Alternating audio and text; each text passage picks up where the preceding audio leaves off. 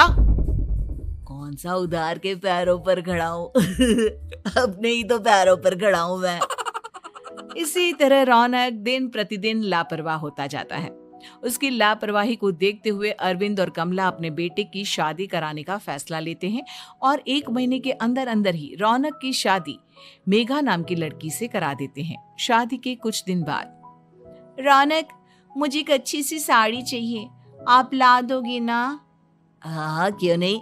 कितने तक की आती है साड़ी? यही करीब 5,000 तक की। तुम चिंता मत करो, मैं आज ही डैडी से पैसे मांगकर तुम्हारे लिए साड़ी ले आऊंगा। आप कब तक ऐसे ही अपने पापा से पैसे मांगते रहेंगे?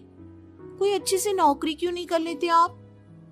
अरे डैड के होते हुए मुझे नौकरी करने की जरूरत ही क्या है?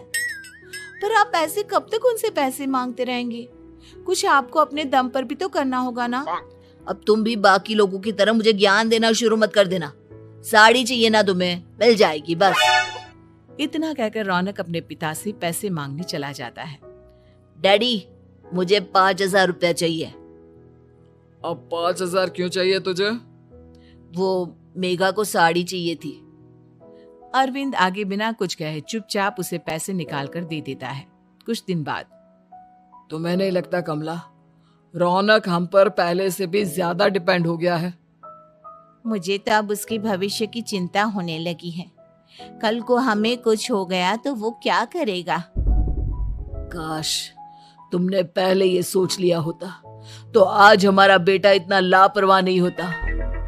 तब मुझे कहाँ पता था कि मेरा लाड प्यार उसे इतना बिगाड़ देगा कि वो इस हद तक लापरवाह बन जाएगा। कोई बात नहीं, अभी भी देर नहीं हुई। मुझे पता है उसे कैसे सुधारा जा सकता है। कैसे? अरविंद कुछ कहता उससे पहले रौनक वहां आ जाता है और पैसों के लिए हाथ फैलाने लगता है। डैड, मैं और मेघा बाहर घूमने जाना चाहते हैं। अरे वाह, ये आज सूरज कहाँ से निकला है? Dad please. अच्छा चलो, अब मुद्दे की बात करो। मुझे अब 25,000 चाहिए। अब तुम्हें 1 रुपया भी नहीं मिलने वाला। अगर तुम्हें पैसों की इतनी ही जरूरत है तो कोई ढंग की नौकरी कर लो। मम्मी, आप कुछ कहिए ना डैड को। बेटा, वो गलत क्या बोल रहे हैं? ये सब हम तेरे भले के लिए ही तो कर रहे हैं। मम्मा, मैंने बताया ना आपको, मुझे नहीं करनी कोई जॉब वॉब। तो ठीक है, निकल जाओ हमारे घर से। तुम्हारे जैसे लोगों के लिए मैंने ये घर खड़ा नहीं किया है। जितना ये घर आपका है ना, उतना ही मेरा भी है। मैं कहीं नहीं जाने वाला। जाना तो पड़ेगा ही तुझे, क्योंकि अब मैं तेरा कोई भी खर्चा नहीं उठाने वाला। ठीक है, मत उठाइए मेरा खर्चा, मैं अपने दम पर भी जी सकता हूँ।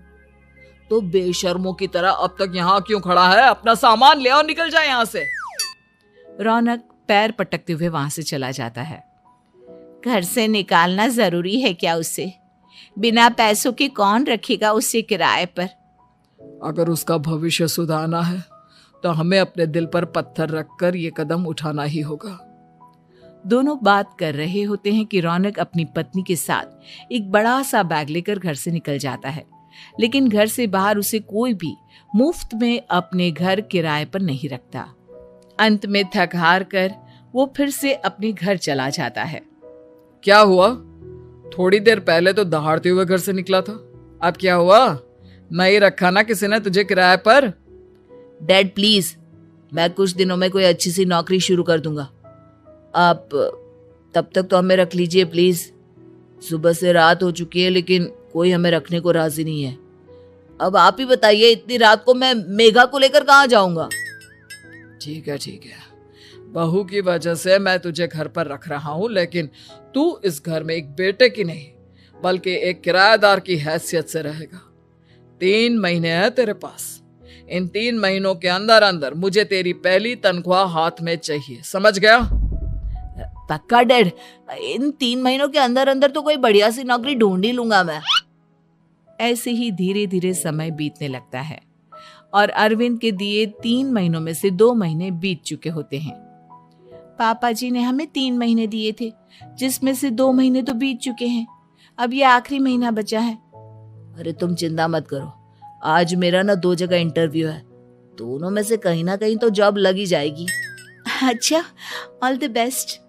रौनक इंटरव्यू के लिए निकल जाता है, जिसके बाद शाम में रौनक घर आता है। कैसा गया इंटरव्यू?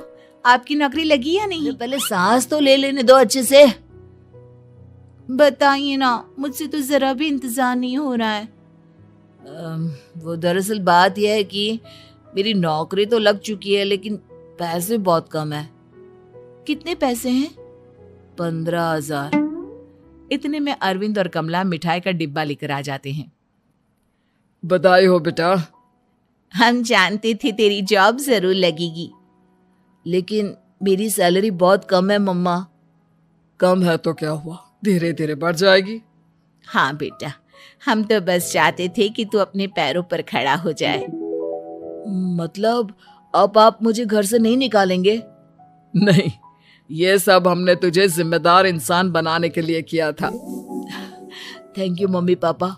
अगर आप दोनों ऐसा नहीं करते तो मुझे कभी अपनी जिम्मेदारियों का एहसास तक नहीं होता। आज आपने मुझे सिखा दिया कि इंसान का अपने पैरों पर खड़ा होना भी जरूरी होता है। इतना कहकर रौनक झट से अपने माता पिता के गले लग जाता है और अपनी कमाई की पहली तनख्वाह वो अपने माता पिता के हाथ में सौंपता है। इस तरह रौनक एक गैर जिम्मेदार व्यक्ति से एक जिम्मेदार व्यक्ति बन जाता है।